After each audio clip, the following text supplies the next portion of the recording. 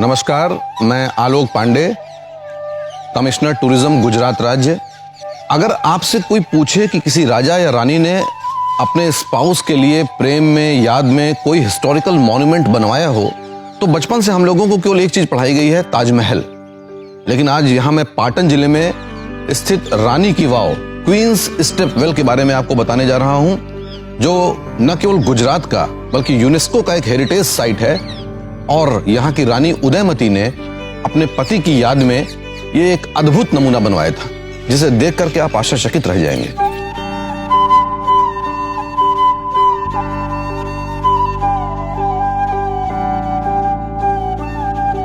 रानी उदयमती राग खेंगार की पुत्री थी और चालुक्य वंशी राजा भीम की पत्नी थी।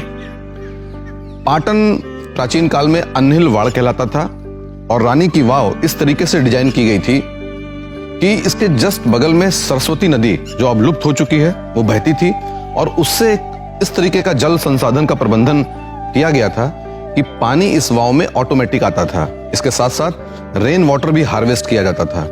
रेन वाटर हार्वेस्ट करने का इतना प्राचीन, सुगठित, सुनियोजित आर्किटेक्चर हमको विश्व में कहीं नहीं मिलता है।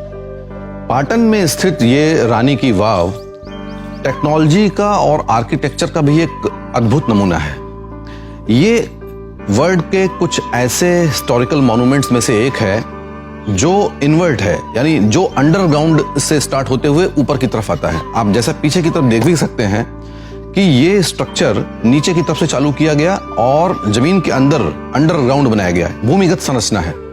साथ ही साथ ये 7 मंजिल है, यानी इसकी जो अगर डायमेंशंस की बात करें तो जो मैं दिखा रहा हूं 292 multiplied by 6 multiplied by 92 feet, इस तरीके का डायमेंशन नीचे से स्टार्ट किया गया और ऊपर की तरफ लाया गया।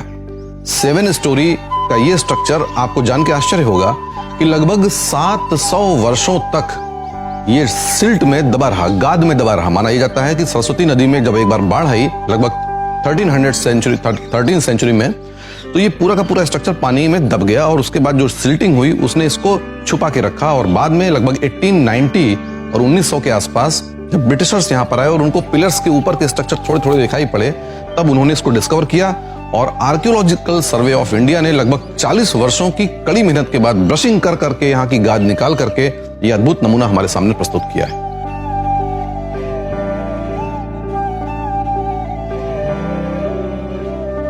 सात मंजिल की ये इमारत बिना किसी सीमेंट या चूने पत्थर के जोड़ के बनाई गई थी।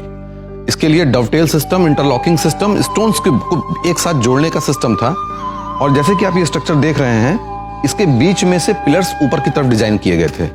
7 मंजिल तक ये गया था। अभी ये जैसे कि आप पीछे की तरफ देख सकते हैं कि रूफ टॉप है, उस तरफ भी रूफ टॉप देखते हैं और नीचे की तरफ पिलर देखते हैं। ये सारे पिलर भी कभी ऊपर तक और गए रहे होंगे, जो समय के साथ इरोजन के चलते या किसी अन्य कारणों से गिर गए, लेकिन ये टेक्नोलॉजी का अद्भुत नमूना है।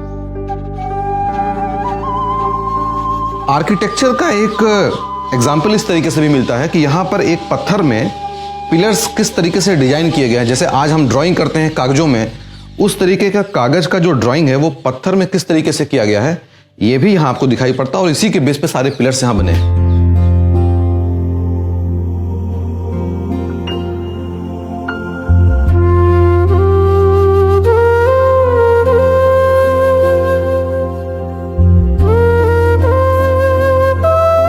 यहां की हर स्टेप में एक एक कहानी।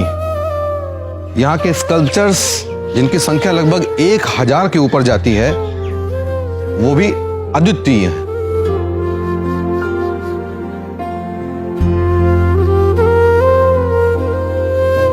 वास्तुकला के, मूर्तिकला के सुंदर नमूने मिलते हैं। मैं सब तो बता नहीं सकता, लेकिन कुछ एक बता सकता हूं। जैसे कि आप ये देख रहे हैं कि पौराणिक कथा बताई गई है, जिसमें हनुमान ने जब शनि को हराया था, तो ये हनुमान की मूर्ति है और नीचे शनि को उन्होंने अपने पैरों से दबाया था। पाटन में स्थित इस रानी की वाव को यूनेस्को हेरिटेज साइट में भी शामिल किया गया है। इंडियन करेंसी में भी इसको स्थान दिया गया है और साथ ही साथ इसको क्लीनेस्ट हेरिटेज मॉन्यूमेंट साइट का भी खिताब मिला है। जो ये ड्राइंग या आलेखन आप देख रहे हैं, ये यहाँ की महत्वपूर्ण साड़ी यानी पटोला सिल्क की डिजाइन जो उस समय हुआ करती थी, उसको मंदिर में लगाया गया है।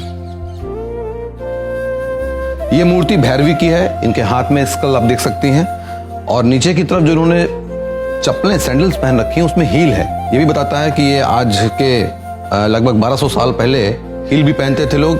ये मूर्ति बलराम जी की है, ऊपर नाग है, शेषनाग के चूंकि अवतार थे, और हाथ में इनके हल है, जो बताता है कि ये मूर्ति बलराम जी की है। आज से 1200 वर्षों पूर्व भी सौंदर्य की उस समय की महिलाओं को कितनी समझ थी उसको दिखाती हुई ये मूर्तियां हैं। ये महिला ईयररिंग्स पहन रही है, ये महिला पेंसिल से अपने काजल लगा रही है और मिरर से सामने की तरफ देख रही है, और ये महिला लिपस्टिक लगा रही है, और इसके नीचे पैर में जो महिलाएं, सुहागिन महिलाएं पैरों में रेड कलर का महावर लगाती हैं, आलता लगाती हैं, वो लगाया जा रहा है। तो सौंदर्य की कितनी सूझबूझ और पहुंच थी, ये यहाँ की मूर्तियों में बहुत अच्छी तरीके से डिपिक्ट किया गया है। मूर्तियों में महिषासुर मर्दिनी की ये मूर्ति, जिसमें महिष को अपने त्रिशूल से मार रही हैं।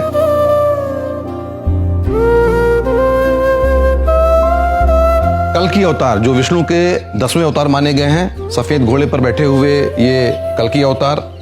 भगवान बुद्ध, जो विष्णु के 9वें अवतार हैं, उनके बारे में, और परशुराम, जो परशु लिए हुए हैं और भगवान विष्णु के एक अवतार माने जाते हैं, उनकी मूर्तियों का बहुत अच्छी तरीके से यहाँ पर उकेरा गया है। मूर्तियों में अद्वितीय मूर्ति काल भैरव की मूर्ति, जिसमें वो डमरू लेके बैठे हैं, और नीचे की तरफ उनका वाहन यानी कुत्ता, ये बहुत अच्छी तरीके से दिखाया गया है। मेनका और विश्वामित्र की ये मूर्ति एक पूरी कहानी है, जिसमें किस तरीके से कभी कभी धर्म के ऊपर काम जीतता है वो बताया जा रहा है। विषकन्या जो सांप आप देख रहे हैं, एक सुंदरी है। बचपन से ही इनको जहर खिला खिला करके इस तरीके से इस्तेमाल किया था कि आगे चलकर वो गुप्तचर के रूप में काम कर सकें। ये वाराह अवतार है, नीचे पाताल का दृश्य, ऊपर माँ पृथ्वी को उठाए हुए वाराह, और विष्णु के एक अवतार वामन अवतार, विष्णु के दूसरे ही अवतार भगवान राम। इन सभी चीजों की बहुत ही सुंदर तरीके से इनको किया गया है।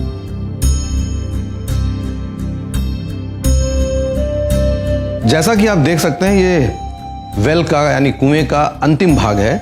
यहां पर पानी भरा रहता था, और भरत शेर के साथ किस तरीके से युद्ध कर रहे हैं उसका डिपिक्शन, और अनगिनत डिपिक्शन, पूरी की पूरी दीवार मूर्तियों से भरी पड़ी, जिनके बारे में एक एक करके बताया नहीं जा सकता आपको ये देखने के लिए यहाँ पर खुद आना पड़ेगा। मैं MD टूरिज्म गुजरात की ओर से और पूरी गुजरात सरकार की तरफ से आपको इनवाइट करता हूं कि आप यहाँ आएं और इन सारी चीजों को खुद देखें।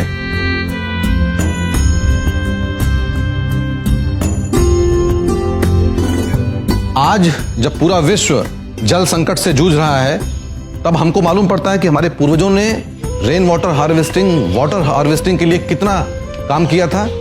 यहां तक कि अगर कोई पेड़ काट देता था तो उसको हाथियों से कुचल करके दंड दिया जाता था, जो इस मूर्ति में आप देख सकते हैं। रानी की वाव फॉरेन कनेक्शंस को भी बताती है, चाइनीज ट्रेवलर्स के भी यहां पर मूर्तियां हैं।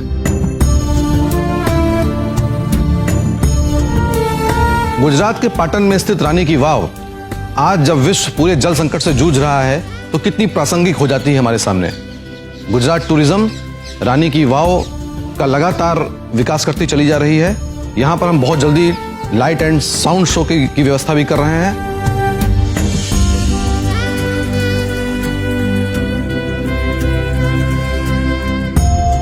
एज कमिश्नर टूरिज्म गुजरात, मैं आप सभी को इनवाइट करता हूं, आप आएं और अपनी खुद की आंखों से इसको निहारें। धन्यवाद।